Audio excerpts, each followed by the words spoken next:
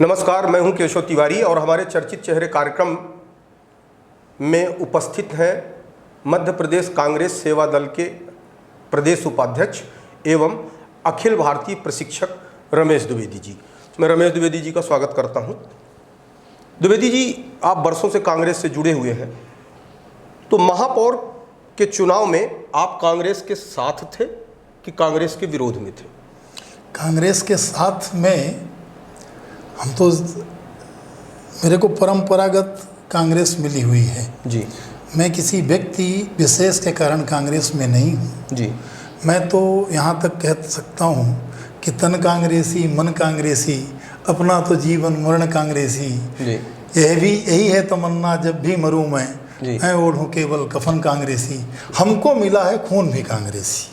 हम परंपरागत बाबा जी से, पिताजी से लगातार कांग्रेस में रहे हैं। मेरे सवाल पूछने का कारण इस बार ये था कि जैसे ही महापौर की टिकट घोषित हुई तो तमाम कांग्रेसी कुछ विरोध करके दूसरे दलों में चले गए और कुछ कांग्रेसी जो थे वो जिस तरीके से कैकेयी कोप भवन में बैठती है उस तरीके से कोप भवन में बैठ गए। तो मैंने ये जानने की कोशिश की कि आप कोप भवन के बाहर थे नहीं या कोप भवन के अंदर? हम कांग्रेस के उन कार्यकर्ताओं में से हैं जो टिकट मांगने पर निश्चित रूप से टिकट मांगने तक तो हम दौड़ लगाते हैं कि टिकट मिले, और जैसे ही टिकट फाइनल हो जाती है और जिस व्यक्ति के लिए भी फाइनल हो जाती है, हम सब मिल करके उसके लिए काम करना शुरू कर देते हैं। जिस तरीके की मनोभावना, उसी मनोभावना के साथ जी कि जिसको भी कांग्रेस ने टिकट दी है तो कांग्रेस के महापौर की टिकट और हमारे कांग्रेस के 45 जितने भी पार्षद की टिकटें थी उन सब के लिए हम लोगों ने मिल करके काम किया। बात बिल्कुल आपने सही कही।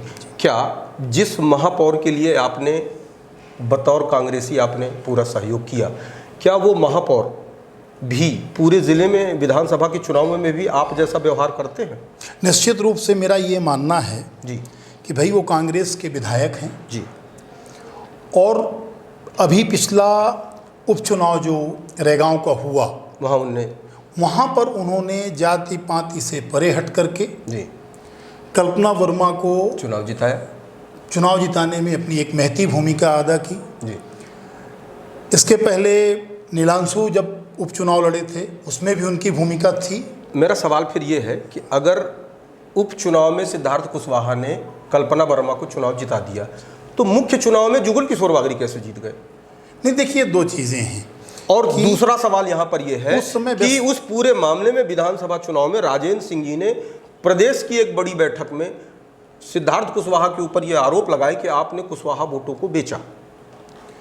ये एक व्यक्तिगत अपने अनुभवों की बात हो सकती है लोगों की। नहीं, मेरा ये कहना है कि अगर कल्पना वर्मा को उपचुनाव में सिद्धार्थ कुशवाहा जिता सकते हैं तो मुख्य चुनाव में नहीं। देखिए, मुख्य चुनाव में अधिकांशतः हर प्रत्याशी, चूंकि वो विधानसभा में स्वयं चुनाव लड़े थे जी, तो अपने पहले तो उनको निश्चित करना था कि अपनी जीत सुनिश्चित हो सके, तो इसलिए बाहर हो सकता है उतना समय वो ना दे पाए हों।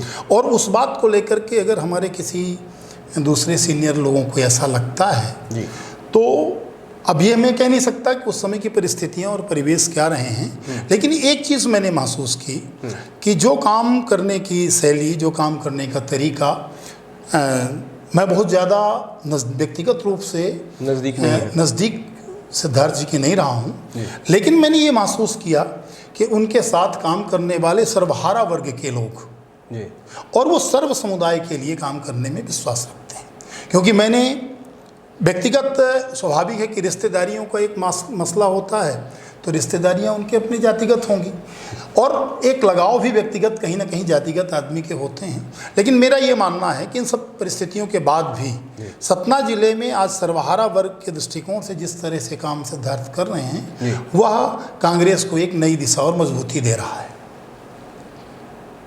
कांग्रेस से महापौर की टिकट सिद्धार्थ कुशवाहा ने ली, वो विधायक थे, किसी दूसरे व्यक्ति को भी वो कह सकते थे कि आप इस दूसरे व्यक्ति को टिकट दीजिए और हम जिता के लाएंगे? निश्चित रूप से अगर कोई व्यक्ति सतना जिले में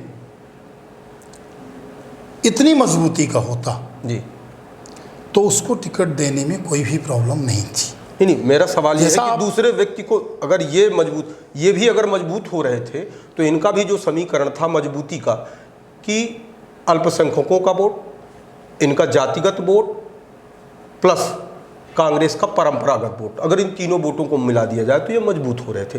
तो यदि ये सईद अहमद को टिकट दिलाते तो अल्पसंख्यकों का वोट, इनका जातिगत वोट, और वही समीकरण तो सईद अहमद के साथ भी बन सकता था अगर ये पहल करते। निश्चित रूप से इस बात को लेकर के ये कहा जा सकता है, लेकिन जो वर्तमान ट्रेंड में सत्ताधारी दल चल रहा है जी, वो सईद साहब को जैसी टिकट कांग्रेस देती जी, तो निश्चित रूप से वह जातिगत पोलराइजेशन की स्थितियां हिंदू और मुस्लिम की जो उनकी प्रवृत्ति में है जी, उसको वो शुरू कर देते जी। और स्थिति ये आ जाती कि जातीय उन्माद सतना जिले में फैल जाता। अगर जो कभी नहीं रहा। आप ये कह रहे हैं कि जातीय उन्माद, बसपा से सईद अहमद को टिकट मिली, मुस्लिम मतदाताओं के अलावा सर्वहारा वर्ग के भी वोट उनको मिले, और ये आपको चुनाव परिणाम आने के बाद हो सकता है, क्योंकि आप राजनीति में हैं तो आपको ये ट्रेंड दिखा होगा कि निश्चित रूप अन्य लोगों का भी वोट मिल रहा है। निश्चित रूप तो से अगर उनको बसपा से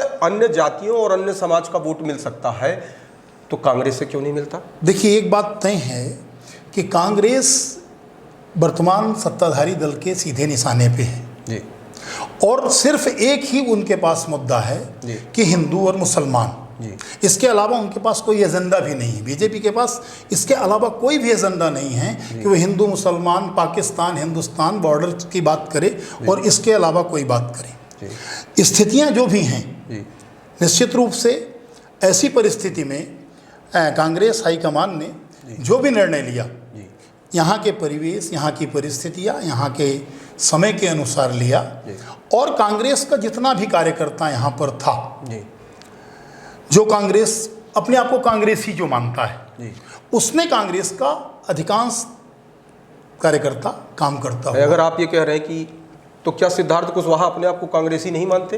क्यों कांग्रेस का काम? अगर वो कांग्रेसी अपने आप को मानते हैं तो उनने लोकसभा चुनाव में, राजाराम त्रिपाठी के चुनाव में, उनने एक वीडियो जारी करके अपने आप को अलग क्यों कर लिया?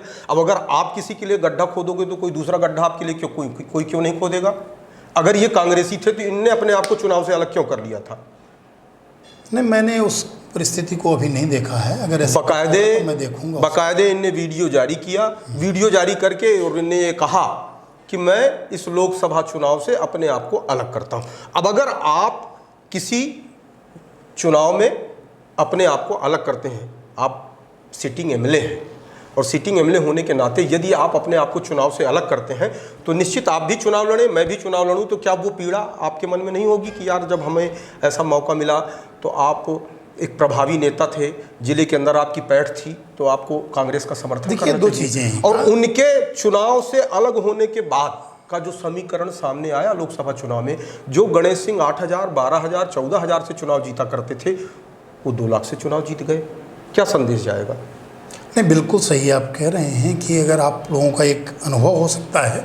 मेरा ऐसा मानना है कि मैंने ऐसी कोई वीडियोस नहीं देखे हैं जी, लेकिन अगर इन कारणों से तो कहीं ना कहीं कुछ बड़ों को अपना बड़प्पन दिखाना चाहिए जी, और कांग्रेस में वो बड़प्पन है भी जी, बहुत लेवल पे। तो आपको ये लगा कि जो लोग कांग्रेस में बैठ गए थे, तो क्या सिद्धार्थ कुशवाहा राजाराम त्रिपाठी के पास उन्हें मनाने गए, उन्हें कहने गए कि साहब आप चुनाव प्रचार करने चाहिए? अब देखिए, 2 चीज़ें हैं कि समय इतना कम था जी, मेरे ख्याल से ऐसा कोई भी कांग्रेस जन नहीं रहा होगा जी, जिसके पास सिद्धार्थ कुशवाहा नहीं गए। जी, अब किसने समय दिया, किसने उनसे बातचीत की, किसने नहीं की, मैं ये नहीं जानता हूँ, लेकिन मैंने ये देखा कि सिद्धार्थ कुशवाहा की परिस्थितियों को देख करके जो हमारा जनरल कार्यकर्ता है, हमारा पोलिंग बूथ लेवल का कार्यकर्ता, उसने कांग्रेस का काम मजबूती के साथ किया है। अच्छा, और जो नहीं किए उन्होंने स्वेच्छा से अपने आप को अलग भी किया है कि जाकर के दूसरे दलों से चुनाव भी लड़े हैं। तो ये तो चुनाव के समय की एक सामान्य प्रक्रियाएं हैं। कांग्रेस की इस महापौर चुनाव में क्या स्थिति रही? महापौर, मैं पार्षदों की बात अभी नहीं कर रहा हूँ, सिर्फ महापौर में कांग्रेस कहाँ खड़ी मिलेगी सईद अहमद के चुनाव मैदान में? देखिए, कांग्रेस मजबूती के साथ चुनाव यहाँ पर लड़ी है जी। कांग्रेस का एक ऐसा सिस्टम के साथ काम हुआ है जो सत्ता में ना रहते हुए भी जी, हमारे पास सतना जिले के एक पूर्व महापौर जी, तो पुष्कर सिंह जी जो बीएसपी से चुनाव जीते थे, वो हमारे साथ काम कर रहे थे जी। और कांग्रेस के लोग तो ऐसी स्थिति में जब हमारे पास सत्ता भी नहीं है, हम सामने वाले को कुछ देने की भी स्थिति में नहीं है, और ऐसी स्थिति में एक बड़े कद का कार्यकर्ता किसी भी दल का अगर हमारे साथ जुड़ता है तो निश्चित रूप से वो हमारी मजबूती का एक बड़ा कारण बनता है। उसमें तो लोगों ने कुछ ये भी बताया कि कुछ आपको लालच और आश्वासन दिया कि हम महापौर बन जाएंगे तो फिर विधानसभा सीट खाली होगी तो हम आपको प्रमोट कर देंगे। तो इस तरीके के लालच और आश्वासनों में तो कोई भी चुनाव में आ सकता है। अब वो परिस्थितियाँ क्या थी, मेरे ख्याल से ऐसी कोई बात नहीं हुई इस दौरान, क्योंकि हमारे पास तो कई एक पार्षद प्रत्याशी आए कि हमको अब हम आपका समर्थन करना चाहते हैं। जी, मैंने कहा देखो, आप जब तक फॉर्म भर रहे थे, आपका विड्रॉल नहीं हुआ था, तब तक अगर आप बात करते तो हम आपसे बात कर सकते थे। लेकिन अब आप चूंकि चुनाव में प्रत्याशी हो चुके हैं तो मेरी तरफ से ये उचित नहीं है कि मैं आपको ये कहूँ कि आप इन चीज़ों के कारण हो। तो अगर ऐसी बात है तो उस चीज़ को हमारा ये कहना है, मानना है कि कांग्रेस के कार्यकर्ता होने के नाते हमारे लोगों ने जिनने भी मदद की, उनमें मैं देखता हूँ जिन भी चेहरों को मैं पूर्व से देख रहा हूँ, सब छोटे लेवल पे सभी कार्यकर्ताओं ने किए। नहीं, इतना सब कुछ होने के बाद कांग्रेस की स्थिति क्या होगी चुनाव में? कांग्रेस में हम चुनाव जीत रही है, हमारा महापौर बन रहा है। लोग तो ये कहते हैं कि कांग्रेस तीसरे नंबर पर है। देखिए, लोगों को कहना कौन रोक सकता है? ये तो आप लोगों के अपने अपने विश्लेषण है। ये तो क्या होता है कि एक स्थिति होती है कि लोकसभा चुनाव जब होते हैं, स्पष्ट बहुमत जो होता है वो किसी दूसरे दल का, लेकिन जब तक वो चुनाव परिणाम नहीं आ जाते तो एक हारने वाला आदमी भी यही कहता है कि नहीं, हम तो सर चुनाव जीत रहे हैं, ये तो सब बाकी बकवास है।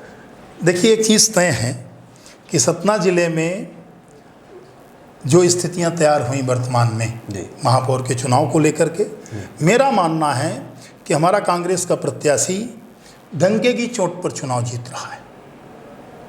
विश्लेषण अपने अपनी जगह पे हो सकते हैं, लेकिन हमारा कांग्रेस का प्रत्याशी मजबूती के साथ, और इतनी मजबूती के साथ चुनाव जीत रहा है जिसकी कल्पना संभवतः लोग जिस दिन रिजल्ट खुलेगा उस दिन समझ में आएगी। एक मिथक है सतना जिले की राजनीति में, सुखलाल कुशवाहा ने अर्जुन सिंह को चुनाव हराया और वो सांसद बने, उसके बाद वो दूसरा चुनाव नहीं जीते।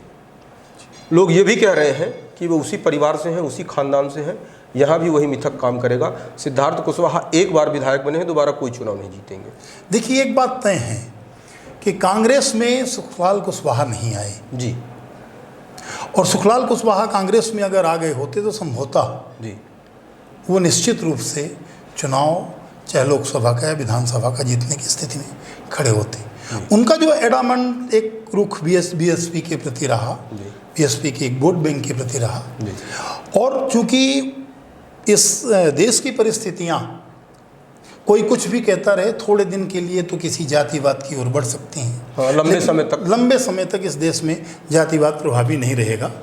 और सिद्धार्थ कुशवाहा ने बीएसपी से आने के बाद यहाँ पर कांग्रेस में जिस तरह से काम कर रहे हैं, तो मेरा ये मानना है कि आने वाले कल में सिद्धार्थ कुशवाहा महापौर के रूप में इस जिले का कुछ दूसरे ढंग से विकास करेंगे, क्योंकि अभी तो विधायक निधि के माध्यम से करते हैं। अगर महापौर बन जाएंगे तो निश्चित रूप से, चूंकि उनका कार्य क्षेत्र। एक सवाल आता है कि वो बार बार ये कहते हैं कि मैं तो विपक्ष का विधायक था तो मैं करता क्या। अगर आप विपक्ष के विधायक रहते हुए विकास नहीं कर सकते तो आप विपक्ष के महापौर रहते हुए विकास कैसे करेंगे? नहीं, देखिए, जो लोकल सेल्फ गवर्नमेंट का जो सिस्टम है, बजट जो उसका जो बजट है वो इनके नियंत्रण में नहीं रहेगा जी, वो महापौर के और उसके अपने एमआईसी के नियंत्रण में रहता है जी। तो निश्चित रूप से जब इनके लोग पार्षद बनेंगे, इनके ये महापौर बनेंगे, तो जिस सिस्टम में ये विकास करने की प्रक्रिया लोग मांगेंगे, कांग्रेस के कार्यकर्ता मांगेंगे, तो उस हिसाब से उस वार्ड का उस हिसाब से विकास होगा। विधायक के ऊपर जातिवादी होने का आरोप लगता है, और ऐसे कई केस सामने भी आए कि जब भी कोई उनके जाति से जुड़ा हुआ कोई मामला होता है वो थाना घेर लेते हैं, सड़क घेर लेते हैं, कचहरी घेर लेते हैं, लेकिन जब वही कोई दूसरी की जाति के ऊपर कोई आपदा विपदा परेशानी आती है तो वो बड़े इत्मीनान से सोते रहते हैं। नहीं, ऐसा नहीं है। देखिए, दो बातें हैं कि जातिवादी निश्चित रूप से उनके पास अगर पूरा सिस्टम देखा जाए तब आपको समझ में आएगा कि उनके नज़दीकी सिद्धार्थ सिंह सिद्धू हैं जी, उनके नज़दीकी गणेश त्रिवेदी जी हैं जी, उनके नज़दीकी आपके गिरजा बारी हैं जी। मतलब मैं जब देखता हूँ सारी जातियों के लोग कि सतना जिले में सभी जाति, सुदामा प्रजापति हैं, जी रामनाथ दोहर हैं। तो मैं जब ये देखता हूँ तो मुझे ये नहीं समझ में आता कि मैं इस तरह का आरोप सामने वाले को लगाने की स्थिति में हूँ। और मुझे ऐसा लगता है कि वो सर्वहारा वर्ग के लोगों को साथ लेकर के चल रहे हैं। आपके बारे में लोग कहते हैं कि आप भविष्य में रामपुर बाघेलान से चुनाव लड़ना चाहते हैं और सिद्धार्थ कुशवाहा पूरे ज़िले के अंदर कुशवाहा वोटों के ठेकेदार हैं। अब अगर आपको रामपुर बाघेलान से राजनीति में सर्वाइव करना है तो ये आपकी मजबूरी है कि आप सिद्धार्थ कुशवाहा के साथ हैं, आप मन से सिद्धार्थ कुशवाहा के साथ नहीं हैं। नहीं, आपको एक बात बड़ी क्लियर बता दूं कि मैं लगभग 98 से वहाँ से टिकट मांग रहा हूँ जी। प्रदेश कांग्रेस सेवा दल के पदाधिकारी की हैसियत से जी। मेरा नाम भी लगभग जाता अंतिम है। पैनल तक जाता है।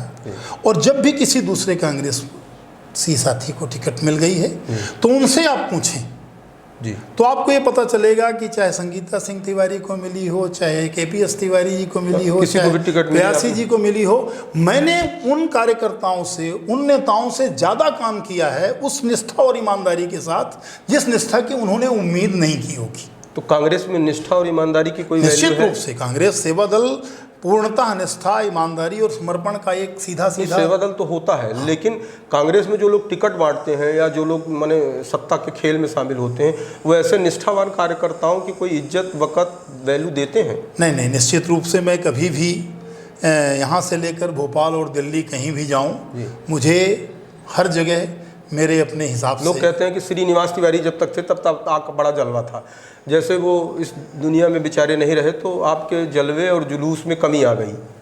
नहीं, देखिए, जलवे जुलूस की कमी और तेजी की बात तो नहीं कह सकते। अब सत्ता में आज 20 साल से कांग्रेस नहीं है जी, इसके बाद भी हमारे साथ अगर हुजूम चलता हुआ नज़र आता है जी, तो निश्चित रूप से हमारे कांग्रेस की पकड़ तो कम नहीं हुई है जी। हाँ, कमज़ोर पड़ी है, उसको एक मजबूती देने की आवश्यकता है।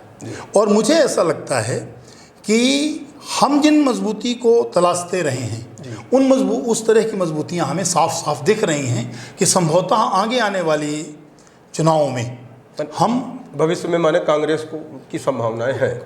संभावनाएं नहीं, कांग्रेस की मेजॉरिटी इस प्रदेश में बनेगी। अच्छा, चलिए, मेजॉरिटी बन भी गई, मेजॉरिटी तो आई थी आपके लोगों से सत्ता को सुरक्षित रखने का तरीका ही नहीं है।